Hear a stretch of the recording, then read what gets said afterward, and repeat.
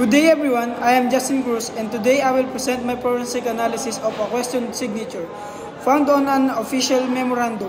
Using specialized photography techniques, I compared the question signature with a verified authentic signature to determine the legitimacy.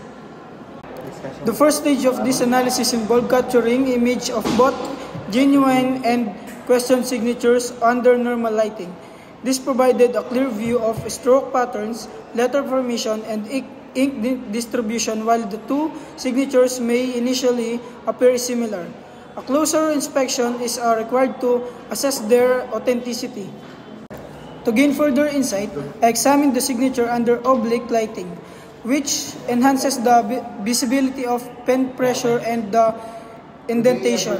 The authentic signature displays smooth and consistent pressure, where the question signature reveals uneven indentation.